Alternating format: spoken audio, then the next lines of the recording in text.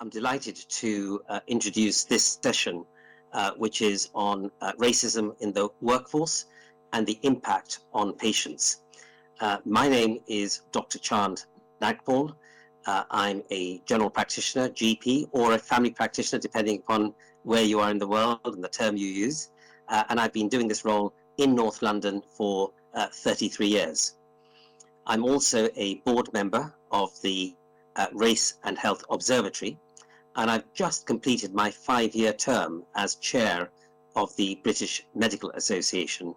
The British Medical Association is the professional association and trade union representing doctors in the UK. We represent every type of doctor, from medical students, junior doctors, hospital doctors, family doctors, GPs, public health doctors, medical academics, medical managers, and as a result we are able to properly reflect and understand the experiences of doctors in all specialties and in all sectors in the UK.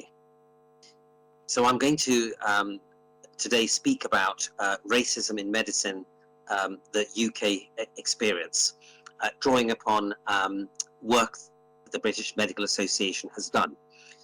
It's important to start by recognizing that in the UK we have a National Health Service, a state-funded service which provides free, comprehensive care to all citizens. And this National Health Service was born in 1948, and since its inception, ethnic minority doctors have been part and parcel of the UK's National Health Service. In fact, have been called the migrant architects of the NHS. And they've been an essential part of the workforce throughout the last 70 years. Today now, more than 4 in 10 doctors in the UK come from ethnic minorities, and about 36% of doctors who are in the National Health Service come from abroad. In fact, more than half of new doctors who register on the medical register in the UK are doctors in any one year from abroad, compared to those who are trained as new doctors in the UK. So the UK is very much a health service that survives, or it functions upon the workforce, which is of ethnic minority and those that come from other countries. Now, we know in the UK that ethnic minority doctors face inequalities in treatment, progression, and pay. There is a pass rate gap in postgraduate examinations where doctors from ethnic minorities do less well, and as a result, of course, it affects their career progression. Now, you could to some degree argue that doctors who come from other countries may have challenges of adapting to the UK culture, and that might affect their ability to pass exams as well as their white counterparts. But in fact, this difference is also the case with UK-trained ethnic minority doctors, where the pass rate for white doctors for postgraduate exams is 76%, and if you're an ethnic minority doctor trained in the UK, it drops to 63%, and if you're a doctor who's qualified abroad, down to 41%. So it's clearly there is a disparity, and that the fact that even training in the UK means you're less likely to pass an exam, it does beg the question as to whether there are racial discriminatory factors. And a good study done in the UK has shown that this is not due to lack of ability, but about lack of support and learning being a social construct. Ethnic minority doctors often feeling excluded and not getting the right feedback in terms of being able to be supported to pass their examinations. Now, that does lead, of course, to a poorer career progression, but even more so when ethnic minority doctors do apply to get senior jobs, they're far less likely to. In fact, the top post in hospital is called a consultant post in the UK, and you're far less likely to be shortlisted and far less likely to be then offered a job if you're from an ethnic minority. A study last year showed that a black doctor in London was 6 times less likely to be offered a medical post compared to a white doctor and you are 4 times less likely to be offered a post if you're of Asian background. All of this, of course, then results in differential pay because of poor career progression and an ethnicity pay gap of around £5,000. That's, I think, around $6,000 a year difference. We also know that ethnic minority doctors face inequalities in experience. This is research done by the British Medical Association that I led in 2019, where it showed that ethnic minority doctors fear being unfairly blamed for medical errors. We work in a health service where there's a lot of pressure, medical errors do occur, and what ethnic minority doctors say is that if they do raise these concerns, they're worried that they will be blamed for systemic pressures and systemic failings. So they don't, they feel twice as likely to speak out. They experience bullying and harassment, sadly, at twice the rate of their white colleagues. And they're also, in the UK, twice as likely to be referred for disciplinary processes. And if you're a doctor from abroad, 3 times as likely. Again, research has shown that these are a result of internal biases within organizations, and that this is something which the General Medical Council in the UK has put a target on resolving or addressing.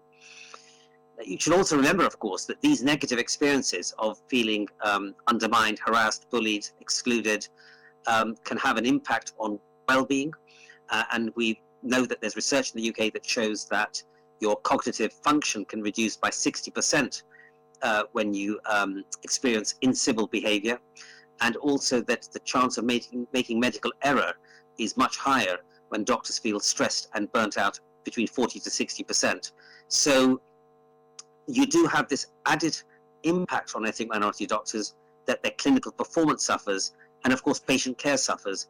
And then, of course, as I said, they will then often find themselves suffering complaints and disciplinary processes.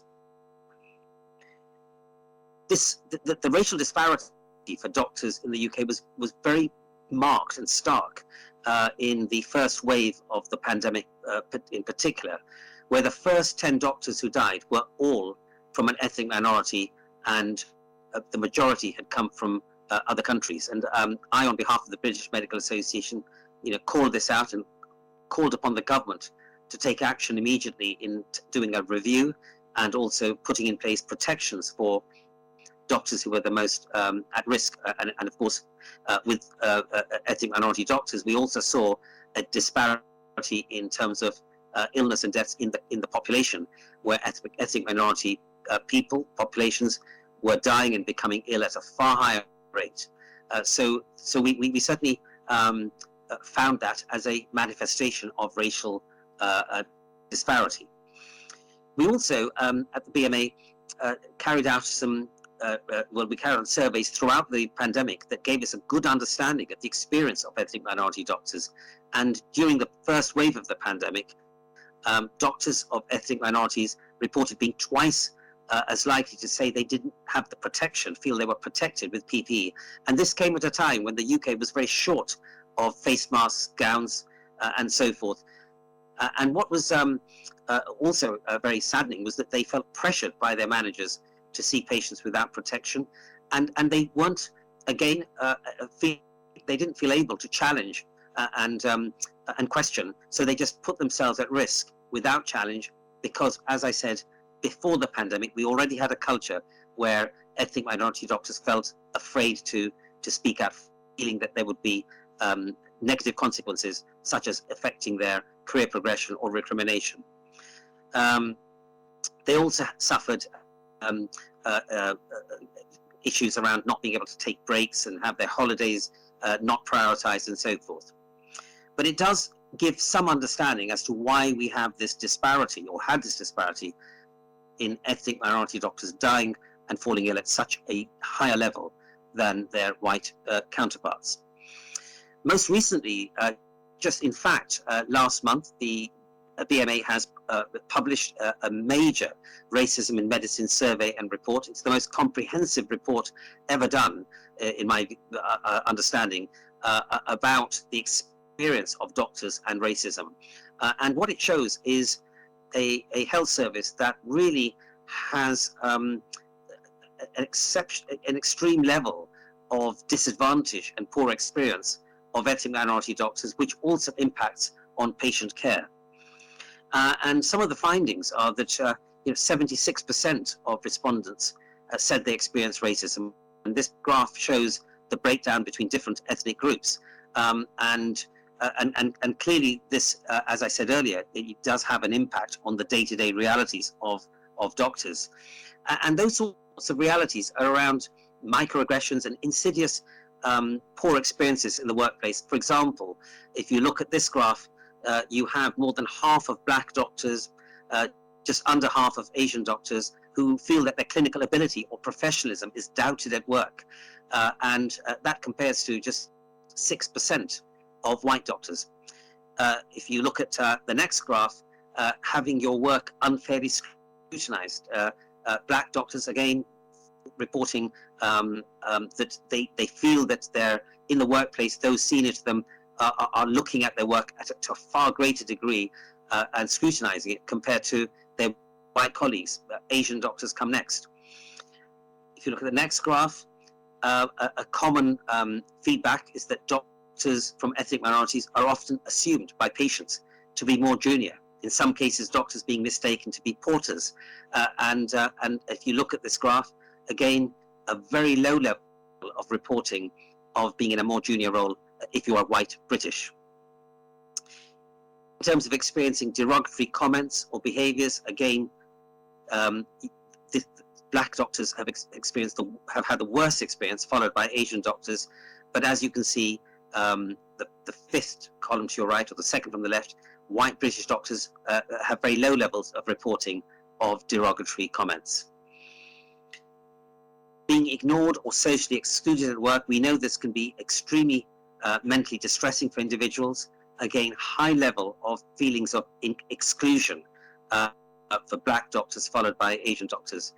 And I also explained earlier, these things do make a difference in terms of your training, learning, and ability to pass exams. This graph shows that the scale of barriers to career progression that are experienced by ethnic minorities. Again, black and Asian doctors reporting the highest levels of barriers. Now, all of this, of course, adding it up, will affect well-being, and 60% of our respondents to our survey said that racism was affecting them mentally in terms of anxiety, depression, their physical health, stress, sleep, affected, self-confidence, feeling demotivated. And as I said earlier, this does impact on clinical performance in terms of reducing cognitive ability and also a higher chance of medical error. So it affects patient care, it affects patient safety. One of the most troubling parts of our survey, and this reflects what we have known in the past, is that doctors are afraid, ethnic minority doctors are afraid to speak out and report racism, because they feel that if they report racism, there will be negative repercussions, or even affecting their career progression, being considered to be a troublemaker. What that means is that racism is therefore not exposed. The true scale of racism in the workplace is not exposed because people don't talk about it, and by not talking about it, the system doesn't is not aware of that true extent and then doesn't act, and that results in a vicious cycle of doctors continuing effectively to suffer in silence. This, of course, then has an impact on the workforce itself. In our survey, we know that 9% of doctors have actually left their jobs because of the experiences of racism. This comes on top of a job that's demanding enough already. In fact, 23% have considered leaving their role, and 16% have taken time off work from sickness, that will be stress, and so forth. So racism is affecting the medical workforce, its capacity, and that has an impact on patient services. So what needs to change? We know that racism is not only wrecking doctors' lives, I've mentioned it's affecting patients and services, and so what we really need, this has to be a responsibility of government to take action and recognize this is a serious problem. And the way this needs to be tackled is at every tier, so it's everyone's business. It's the business of those that run health services, the business of managers in hospital and in primary care, the business of colleagues, medical leaders, policymakers. And we need to increase race literacy across all staff so that staff understand how racism operates, the structural factors that lead to discrimination amongst some of our colleagues, so that they also understand the impact it has on the organization and services. Key to this is compassionate and inclusive leadership. The definition of a leader should be to create an environment of inclusivity, an environment of equality, an environment where the culture is that doctors who experience racism are able to speak out and be told, actually, we're going to listen to you, hear you, act on racism with zero tolerance, and support you in your distress, as opposed to the current culture where doctors are afraid. That needs leaders, right from government through to every tier in our health service, to be accountable to eradicate racism. But that needs to be accompanied with some very clear, objective, measurable outcomes and processes so that there can be true accountability.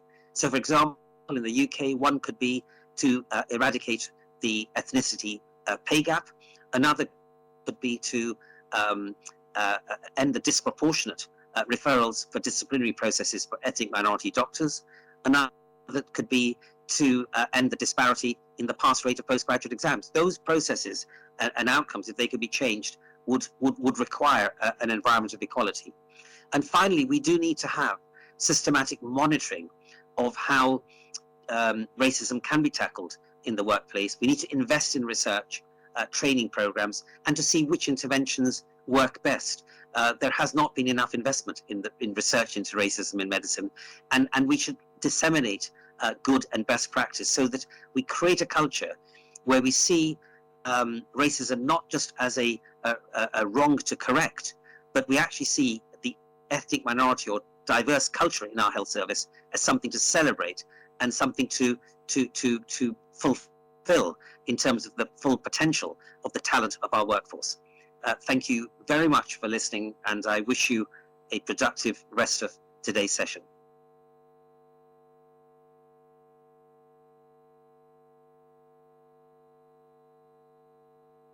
By this sobering data. I mean, this is really sobering data we just saw from this recently released study. And to help us discuss this, we have a wonderful panel, and we couldn't have found a better person to lead it.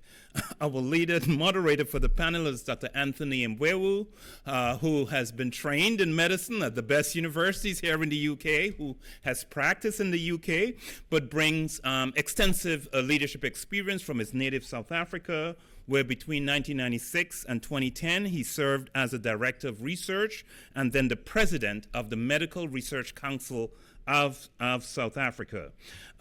He is known also in South Africa. He led the rollout of getting antiretroviral treatment to 5 million people in South Africa, and it's an amazing public health and medical success when he accomplished that. He has served as a technical advisor to many entities of the World Health Organization. So Dr. Mbewu, please come to the panel, and I'll allow you to introduce the other panel members.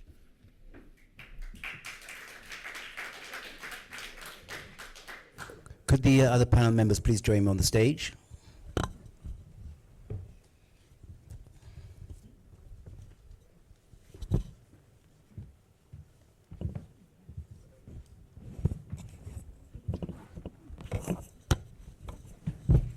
So I'm joined by a very distinguished panel consisting of Felicia Kwaku, Jeremy Dawson, Owen Chinembiri, and Jimenez. I think I'll ask each of them just to tell us who they are, tell us what they do, and what institution they work in. Hi, my name is Owen. I'm an implementation lead in the Race and Health Observatory.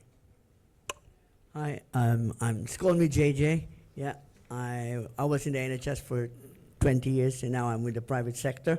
I'm the nurse lead of the Cleveland Clinic London, and I am a committee member of the Philippine Nurse Association of the United Kingdom. Hi, I'm Jeremy Dawson. I'm Professor of Health Management at the University of Sheffield. Hello, my name is Felicia Kwaku. I've got a few, so bear with me.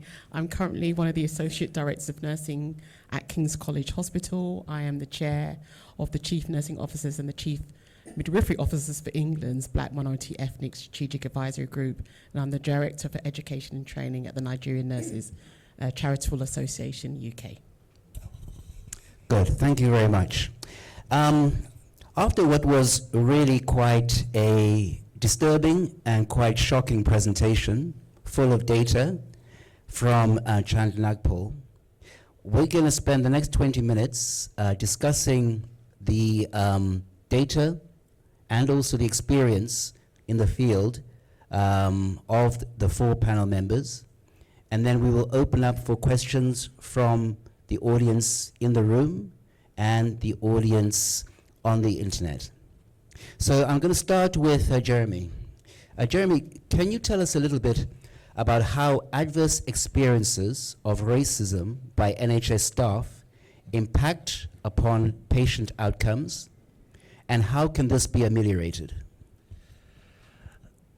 Quite a big question to start with. Yes, we've looked at all sorts of ways in which the experience of NHS staff is linked to patient outcomes, but I think I'll start just by referring to a piece of work I did a few years ago which looked at the NHS Staff Survey and the NHS inpatient survey to see which of the elements of staff experience were the most important predictors of patient satisfaction.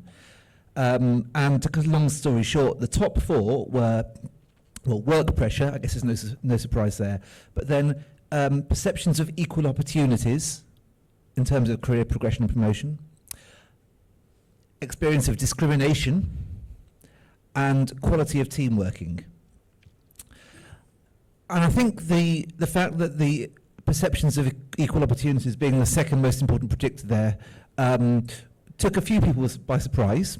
Probably not so many people in this room, or at home maybe, but we did look into that further. We did a really sort of major examination of the data on this and found that, well, for a start, when NHS staff experience discrimination, their self-reported health is considerably lower, more than half a standard deviation lower, so it's a large effect there. But the perception of equal opportunities doesn't just link to patient satisfaction, but also links with patient mortality in acute trusts. And it's not a trivial effect either. A 1 standard deviation change in the equal opportunities perceptions is associated with, on average, about 30 fewer deaths in an average sized acute hospital in a year. So that's, we're talking about significant effect sizes here. And it appears that the mechanism by which that works most clearly is via the involvement that staff have in decision making. And this is sort of the first hint as to what we can do to ameliorate this. Because by ensuring that there is involvement in decision making of all staff, it will mean that any negative effects, for a start, it will mean any negative effects of perceived unequal opportunities may be ameliorated, but actually it will start to reverse that as well. It will mean there won't be so many perceived inequalities. And that involvement can take a number of different forms, of course, but just a couple I want to highlight. One is about the recruitment of staff and the promotion of staff from ethnic minority backgrounds, because we know that black and ethnic minority staff are severely underrepresented at many of the top levels in the NHS. We've known that for a long time. What can we do about it? Well, one of the things that some of our research shows is that having ethnic minority staff on recruitment panels can actually make a big difference. Partly that's because it helps avoid the sort of unconscious bias or possibly even conscious bias that might come in that decision-making process. But actually it's more than that.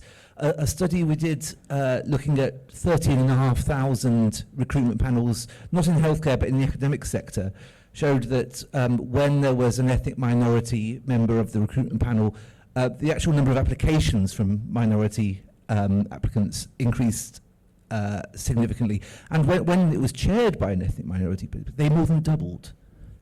So actually being able to get people to apply for these posts, encouraging people, the visibility of ethnic minority people within the process is really important there. But once you've hired them, it doesn't just stop there. And this is the last thing I'll say in this opening bit. Because another study we did showed that when people were newly appointed in organisations, again, this isn't just in healthcare, but and they were from a different ethnic background from their supervisor, this often led to stereotyping and perceptions of the abilities, especially if it was an ethnic minority new member of staff, which consequently led to that same member of staff having less good perceptions of themselves later on, and subsequently leaving the organisation or leaving the post. And that's something that we want to avoid. And what this study showed is that the more there is good supportive supervision as part of that process, the better that would be mitigated. So it's not just about making supervisors aware of their biases, important though that is. It's about actually, as Chaand was saying, having real compassionate leadership there so that people can feel they're actually being understood and listened to and more likely to stay in their role and progress. And just thinking back to my experiences doing the MRCP 35 years ago, show my age, I've always wondered why nobody's done a study to look at progression through the MRCP exams. Because as some of you may know, the first part of the MRC is a multiple choice question exam, so it's blinded, it's anonymous. You don't know the gender or the race of the person doing that exam. And then the next stage, which is the more difficult part, is a survivor going around patients, examining them in front of examiners, et cetera, et cetera. And it'd be quite interesting to see the progression of black and minority ethnic people in terms of their pass rate at the first stage, and how the same people compared with their white peers manage at the clinical stage, and whether the fact that it's a woman who is who's examining the patient or whatever, or a black and minority ethnic person examining the patient, or both, makes a difference to whether they pass part 2 as compared to whether they pass part 1. Yeah, that would be fascinating. I don't know anyone who's done that, but yeah, I'd be very interested to have a look. So, Felicia, next question for you. How did black and minority ethnic healthcare staff cope during the waves of the COVID-19 pandemic, particularly after it was discovered that they were twice as likely to die from COVID than their white peers? So thank you for inviting me to the panel. The experience was very varied. I think that some organizations got it right and really supported their staff very well. And many organizations did not get it right at all. So I've worked through the 3 waves here, three or four waves that we've had in United Kingdom, and been on the front line for each and every one of them. And so I can remember that staff were very, very frightened, very scared. They were very concerned about their own mortality and morbidity. And they were worried about some small things, from anything from, so we started to get that data around April, May 2020, around the disproportionate impact on black minority ethnic communities. So many staff were frightened, and many staff didn't feel well cared for, from anything from having the appropriate headgear, having the appropriate mask when you had a beard, for example. And so I'll give a few examples. So it was very variable. I think in the first wave, it was new, And there was much more energy in the first wave because everybody was on board. Elective activity had stopped, so there was a lot more staff around to help and support. In the second and third waves, we'd had the restoration of elective recovery, so there was less redeployed staff to help in the main activities of work. So we struggled, and staff sickness was a particular issue. So as part of the strategic advisory group, we did an engagement piece in April 2020 with ethnic minority nurses and midwives. And at that time, we met with about 1,600 staff. And since then, probably we've met with about 7,000 staff. And they told us a number of things that they were worried about. So this is the stark reality of what some staff went through. Some staff died in their rooms on their own because of social distancing. This is the reality of ethnic minority staff. Some staff couldn't get to the phone because they were so hypoxic, so they died alone. If you were a brand new nurse or midwife into the country, you didn't have a lot of the networks, so it was very isolating. They also told us specific things about the FFP3 masks. The FFP3 masks are designed around a white male face. So many staff failed their fit tests. So we have special tests for the FFP3. They failed them because the dimensions of the mask didn't fit. If you have slightly different features, a different shaped nose or mouth or jaw, you didn't fit that. So if you don't fit your mask, you may be at increased risk of viral COVID-19 load. We remember the risk assessments here in United Kingdom. The risk assessments, when they first came out, they didn't really take into consideration ethnicity and the disproportionality. So many staff felt very vulnerable because they didn't feel that the risk assessment catered for them. Many staff didn't have the risk assessment done because managers refused to do so. And some staff told us that managers hid the PPE. So I'm giving you a flavour of some of the experience that they told us. In the United Kingdom, there was a policy that if you were 28 weeks pregnant, you could go on maternity leave. And many ethnic minority staff told us that that rule didn't apply to them in some of their workplaces. So we had a whole myriad of experiences from staff. And what we did as a result, we made a whole list of recommendations, fed them into Jacqueline as the chief midwife and Dame Ruth May, and those recommendations have gone into a national plan. But it was, I've never seen anything like that before. I'm glad to see that the death rate amongst ethnic minority staff has come down. And we talked about, I think, Habib talked about trust. We've talked about trust, haven't we, during the meeting? And we had the whole issue around vaccination hesitancy, etc.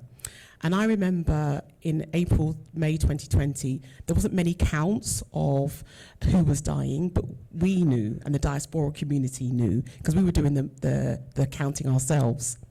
And I remember in April, May, I was making the list. Yvonne asked me for the list because we were doing counts locally.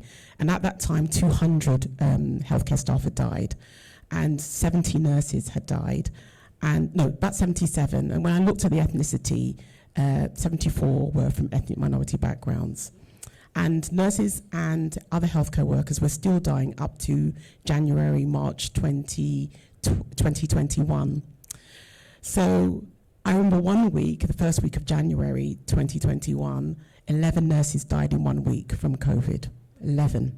And when I looked at the count as well, 7 or 8 of them were from ethnic minorities. So that's some of the impact and the experience of ethnic minority staff. Thank you, Felicia. Next question is for Horon. I hope I pronounced that correctly. Yeah. So I'm a consultant physician at the moment at the Isle of Wight, where at least a third or half the nurses must be from the Philippines. Hello. Can you tell us about your work to support nurses from a Filipino background who have been significantly affected by COVID-19 and also face significant challenges when it comes to career progression in the NHS? Very Nice question, but challenging for me because I hate talking to. I hate to do public speaking. Before I become very active with the Filipino community, I was, and before the start of the first wave of pandemic, I was just working behind the scene with my Florence Nightingale Windrush colleagues. We work in the community, and I was actively involved with that, and also with the Mary Sickle Trust. It was only then, during the first wave, when there were so many Filipino colleagues suddenly dying day after day, and then I was called in by a friend to say, look, we have to do something about it, because obviously these people are asking for help. Then when I look at the numbers, say like, yeah, but they are not just nurses. Some are porters, some are healthcare assistants. So we can't just focus on the nursing side. We need to help our porters, our pharmacists, I mean, anyone. And then after that, we can just focus on our nursing, because I am a nurse, and the friend who asked me is also a nurse. So we started with kind of planning it, but we don't have any money, so we asked for some people and friends that can help us. And NHS wasn't very supported at that time, because I think they were very busy getting all those equipments and making sure that we are all safe.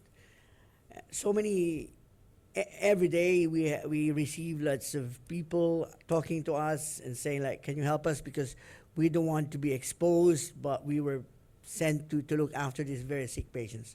But we can't do anything about it at that time, to be honest with you. And what we did is we just set up a 24-hour hotline, and it was manned by ourselves. So as a voluntary, we get calls from the family of those people who are self-isolating, because they're gonna ring us to say like, look, I haven't spoken to my husband. My husband is self-isolating in a hotel. He was sent there by their trust because he's symptomatic. So what can I do? We can't buy food. So we started with providing them the basic stuff, the food. And then after that, one by one, those self-isolated people, suddenly we can't get hold of them anymore, because unfortunately they passed away. And so we kind of escalated it to our embassy, to our own people. We said we need to provide them money or support emotionally, financially, and then please help us to escalate it to the government. So slowly but surely, then we became a voice. So I've worked with my Windrush colleagues as well, with their help, and all of us guys here. It became imminent that they need to review the risk. Hence, there was a risk assessment for all of us. And then currently, I am now active with the association in terms of continuously providing support in terms of encouraging them to come and support us here in England, but to help them in a way that I wasn't supported when I first came here. Because when I first came here, I don't have any network to support me. I felt on my own. I felt like there is a sense of belongingness there's lack of sense of belongingness on my part, that when I felt discriminated, incriminated, and bullied, I don't have nobody. So I felt like, oh my God. Well, we're into the point that I nearly killed myself, because it was really shocking. You know? So hearing the stories of each and everyone earlier, it flashes back. And I said to myself that no one deserved to feel that way, and I won't let anyone will be on that same predicament. So I was very thankful, because at that time, 20 years ago, I don't even know what bullying means. I don't even know what racial discrimination is, until none of my colleagues on that, because I was working in an ICU at that time, I don't even know that I was being bullied until it was an agency nurse, unfortunately, who doesn't even work there regularly. I was very thankful, who noticed and just observing what they've been doing to me. And then after a while, he said, do you know that that's not correct? I said, I don't know. So that was an eye-opener for me. And it was tragic, but that's the start of me getting involved with this and being passionate about supporting each and everyone, not just us, but also I support some white colleagues who get discriminated as well. So those are the things that, actually that's my history. Sorry. Okay, thank you very much, JJ. In fact, what you tell us about the social isolation that Filipino healthcare workers experience, and also the words from Dr. Nagpaul, make me wonder whether one of the reasons for the high mortality among black and minority ethnic might be because of that social isolation. The fact that they became hypoxic at home, there was nobody calling on them, they couldn't get to the phone, and perhaps that was one of the reasons, I don't know. It's one, but probably the most significant one, sorry JJ, was around most of healthcare workers, especially nurses and midwives, they are disproportionately in bands 1 to 5, overrepresented in bands 5, which is the registered nurse pool, and that is where you are on the front line.